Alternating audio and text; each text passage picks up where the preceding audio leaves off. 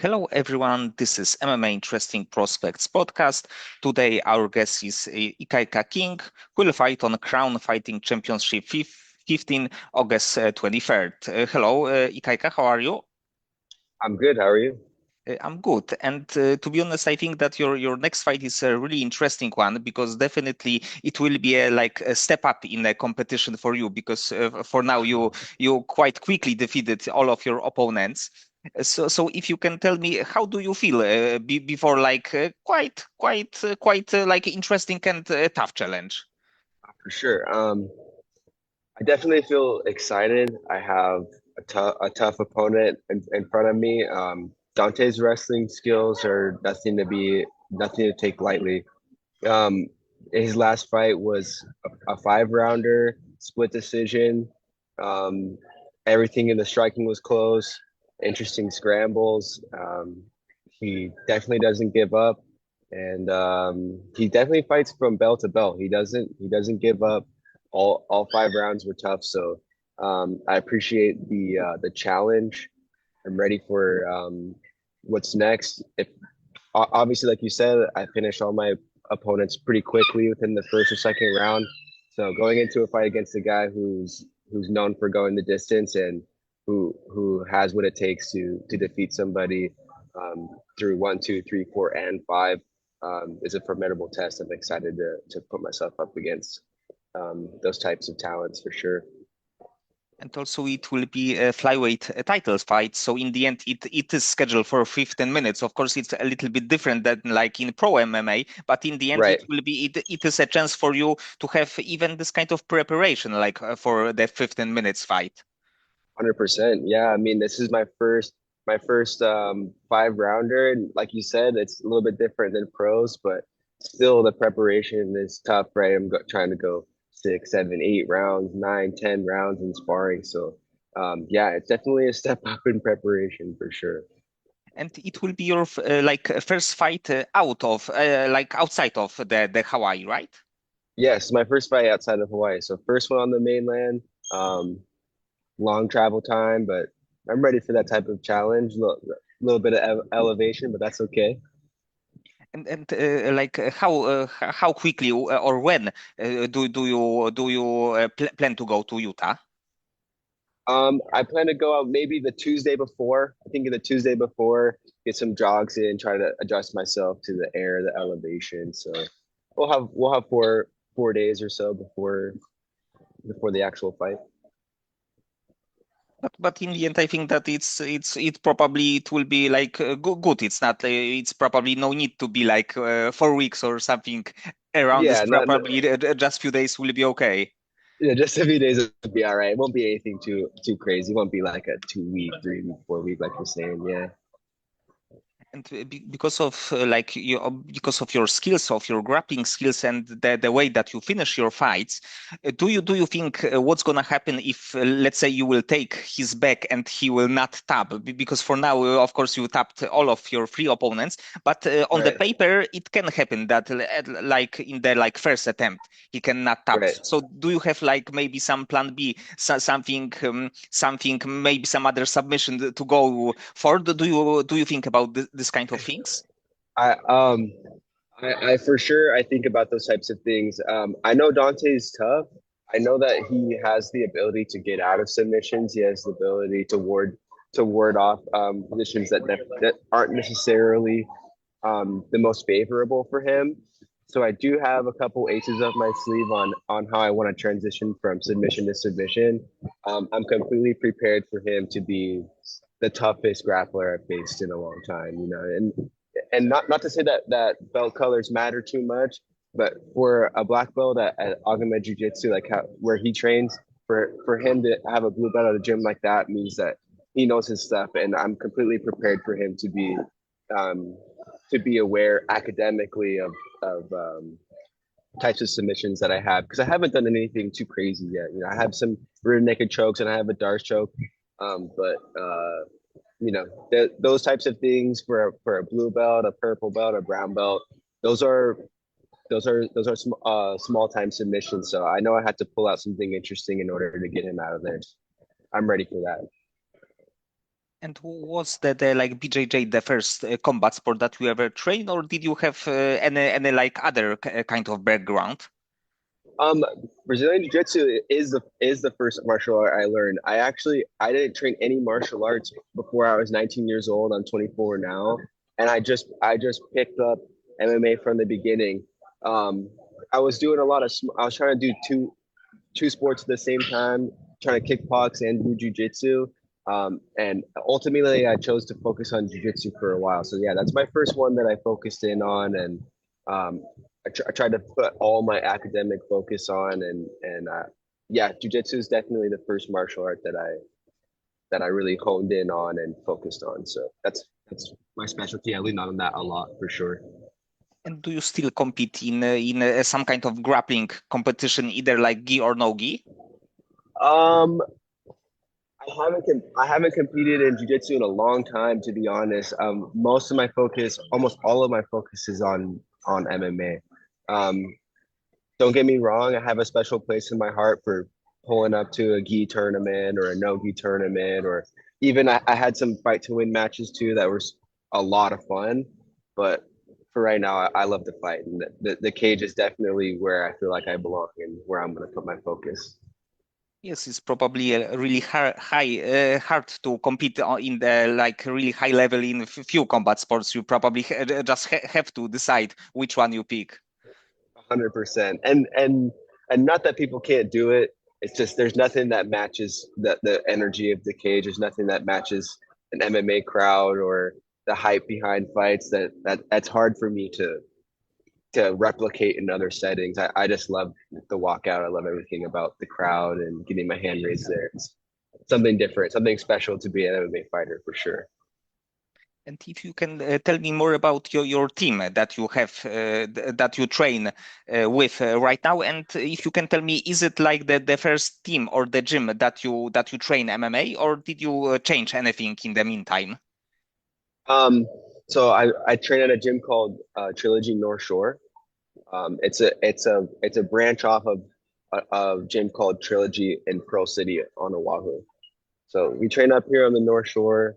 Um, my main coach, his name's Blaine Ream. He's an MMA fighter, BJJ black belt, super talented in his own right. I mean, honestly, everything that I know, I I copy from him. I take from him, and he's the mastermind behind all of the transitions, the style, the striking, the wrestling, the cage wrestling. Everything is him.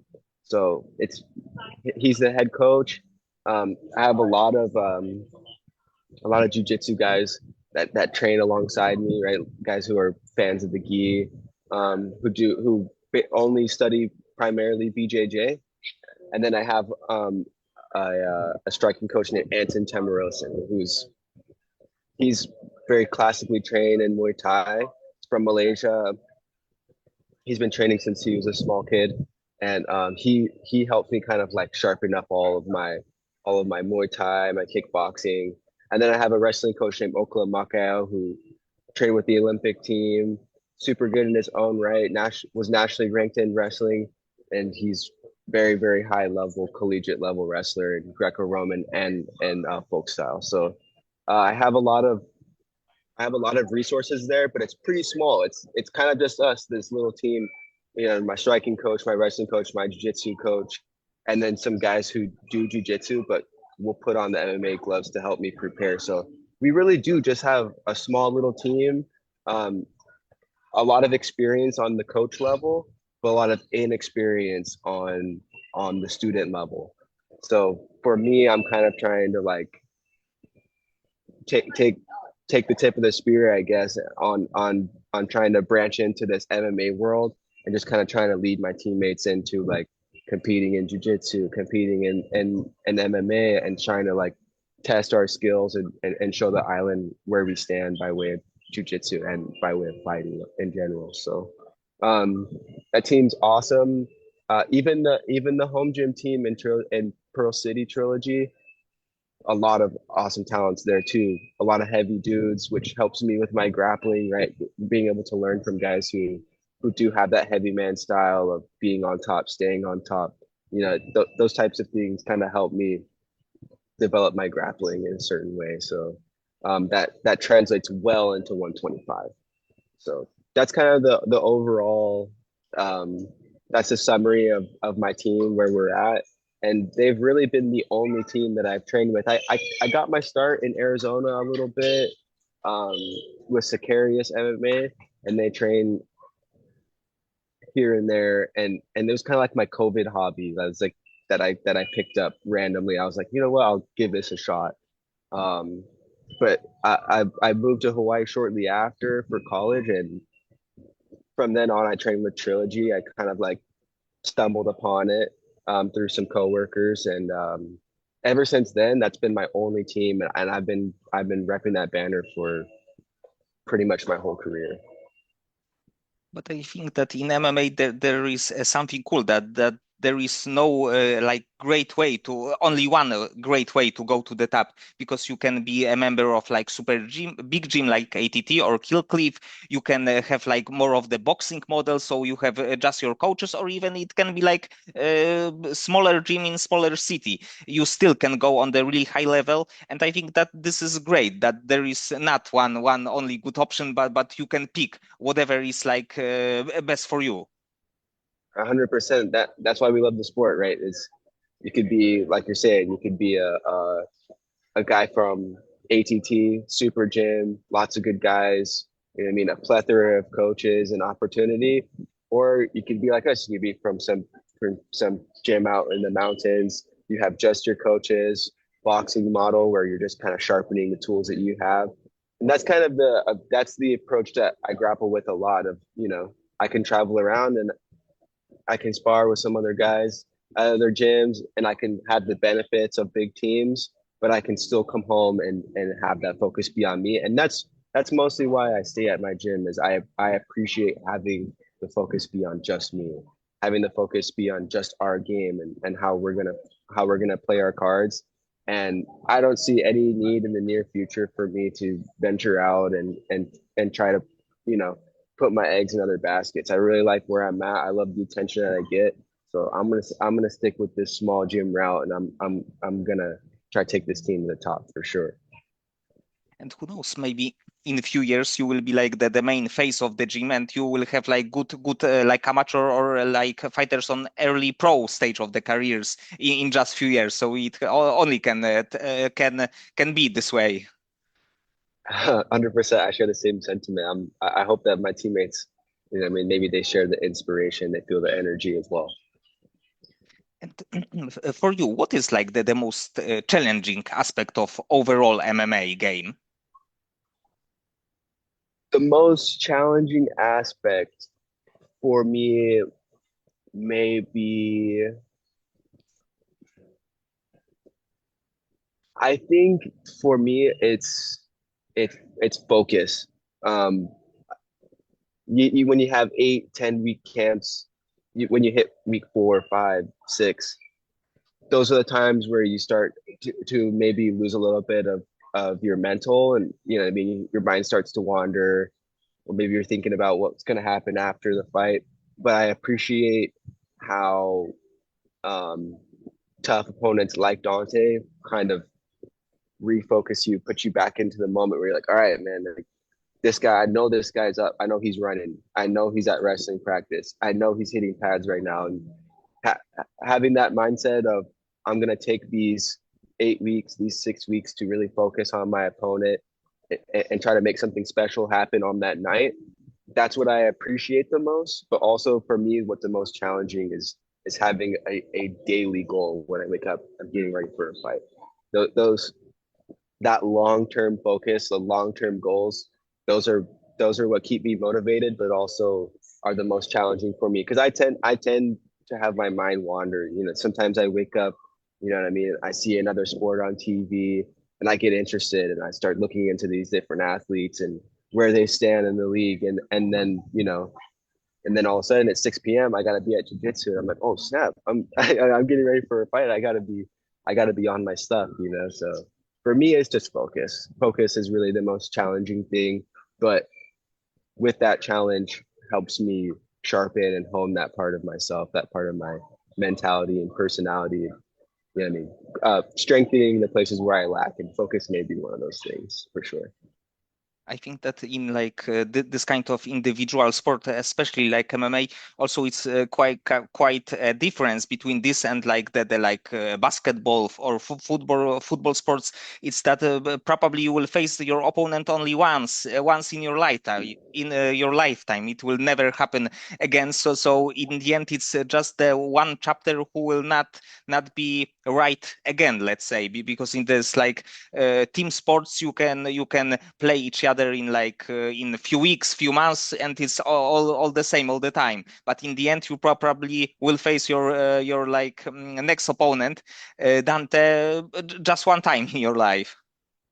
100%, and that's the part that that I love here. I come from team sports. I come from collegiate sports where yeah, you will have next season to play that school. You will have next season to play that club. And when you go out and you have a bad game, it's a bad game. You know, you shake your teammates' hands, you go, we'll get them next time. And like you're saying, in this sport, you have a bad night, that was your only time to show out and show what you can do against that style, against that person, in this league, in this cage, in this stadium. So I do appreciate that aspect of this. May be the only time where where Dante stands across from me. You never know. There's many factors that can either keep you from the high level or keep you away from each other in the high level.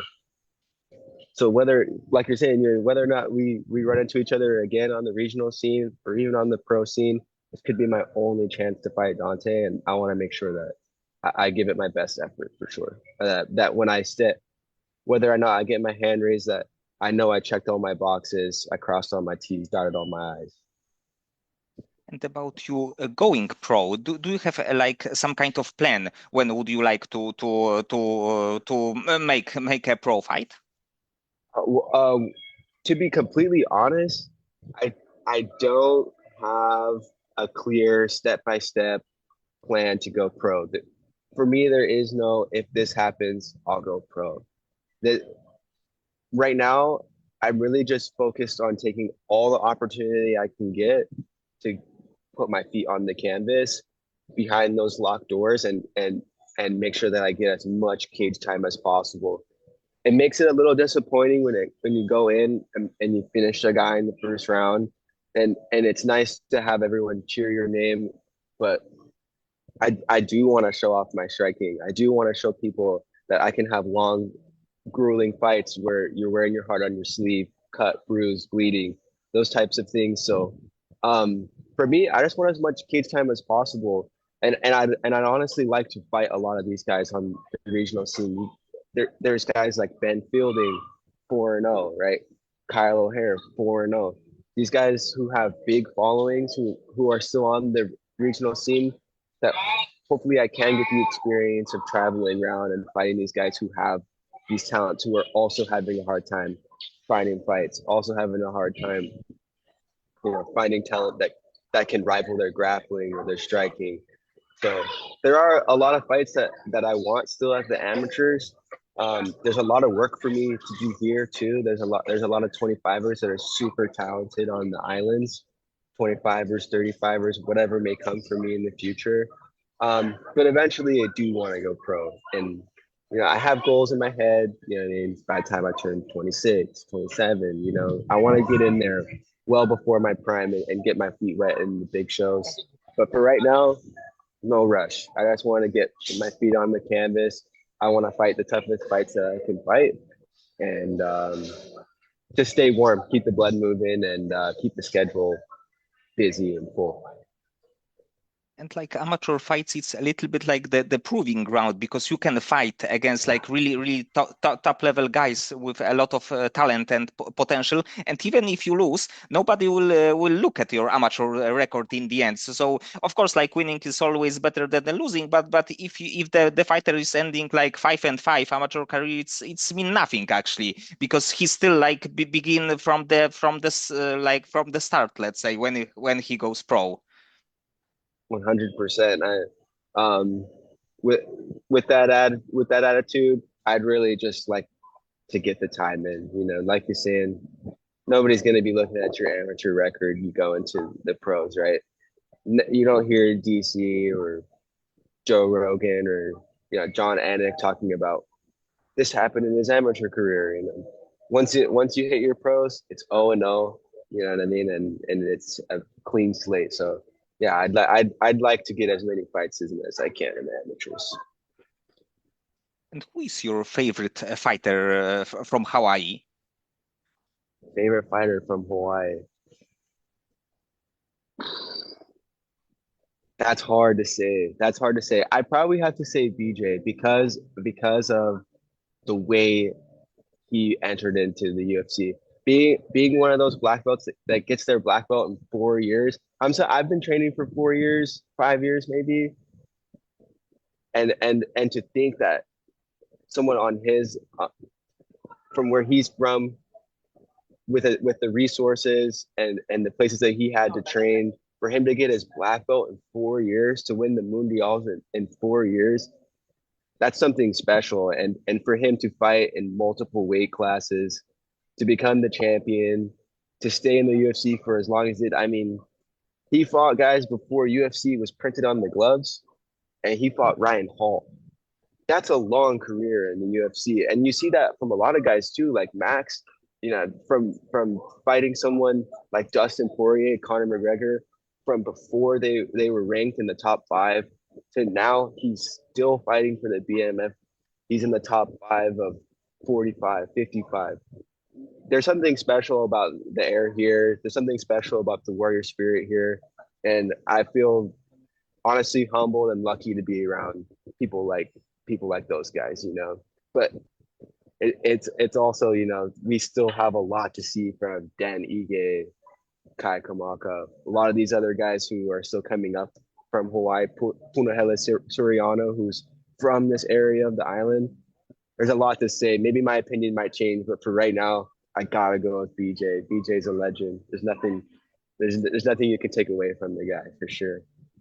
Yes, I think there are like two great options, BJ and Max, because both of them like did so many great things. So it's not like no good answer, not a bad answer there.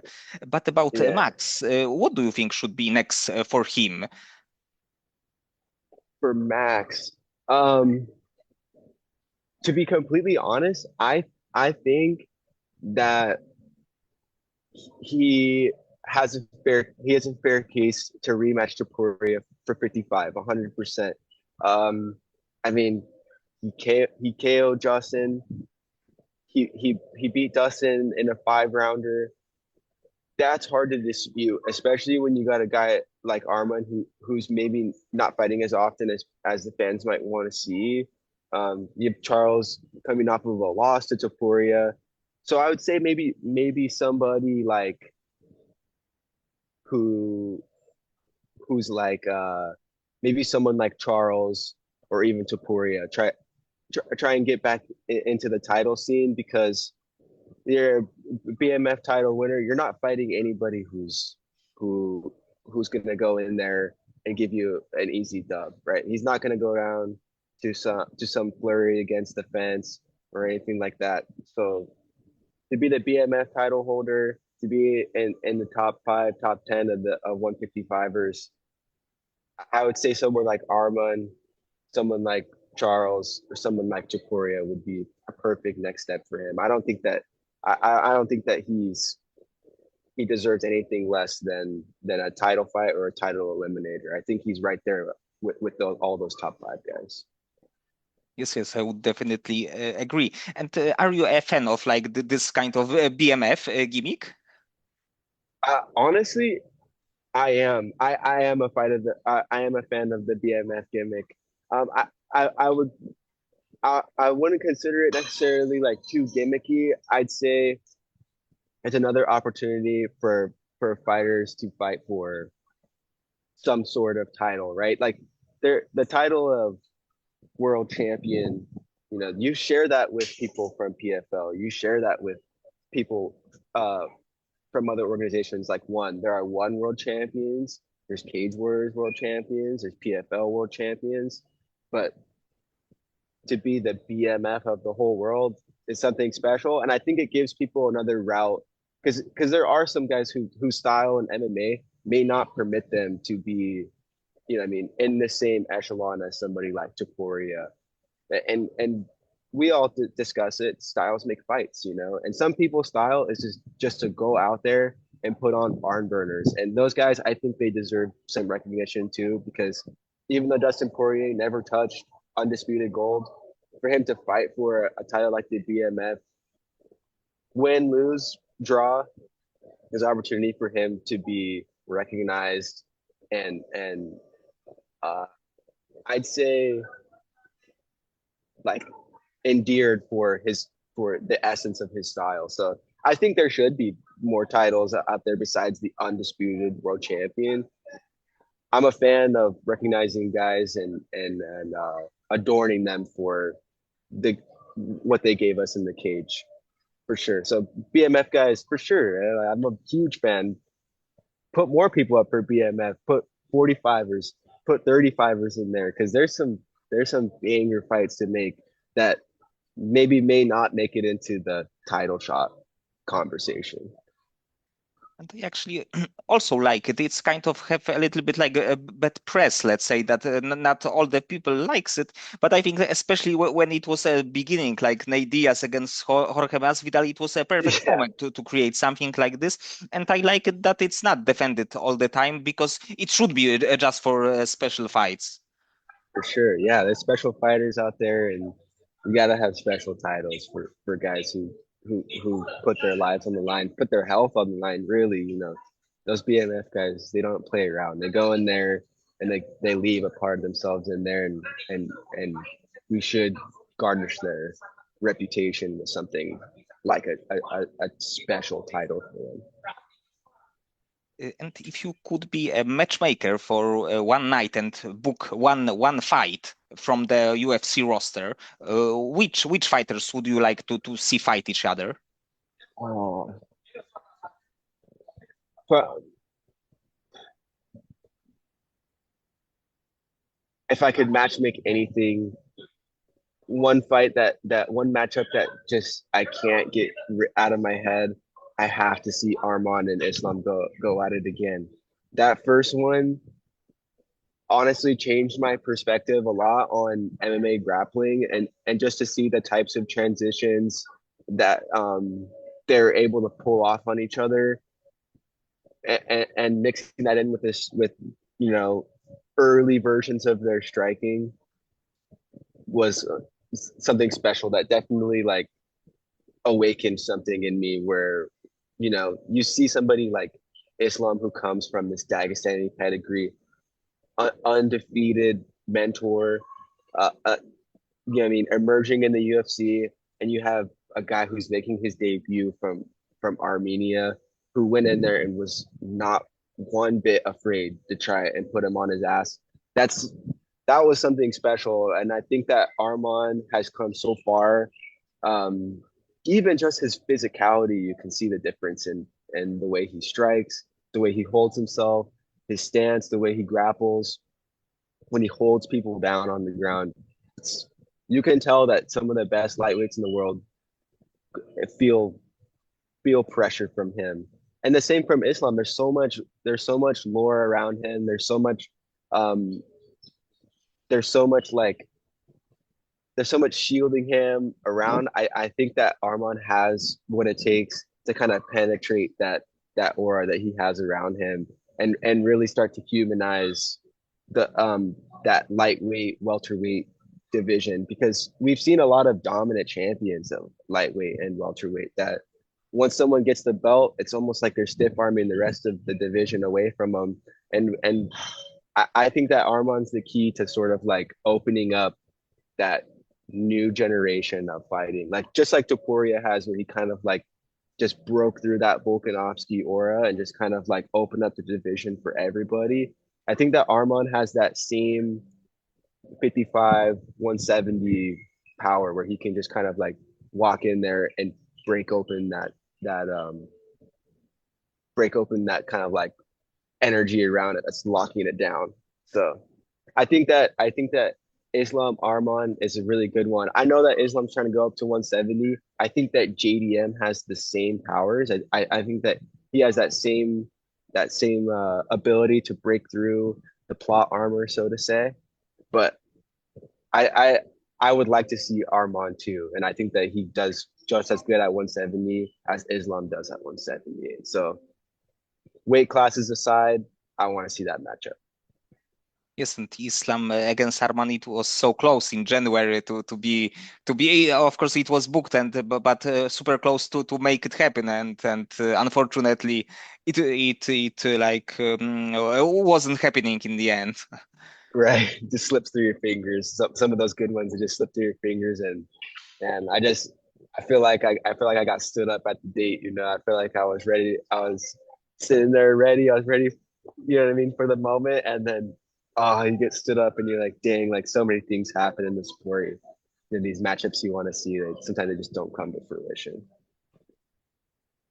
Okay, Ikaika, so many thanks for the time and for conversation. I hope that you will win your next fight. Maybe you will get some cage time against really good, also a really good prospect. But in the end, you will win, and hopefully in your next fight you will get some another very good challenge. Appreciate that. Thank you. Appreciate your time.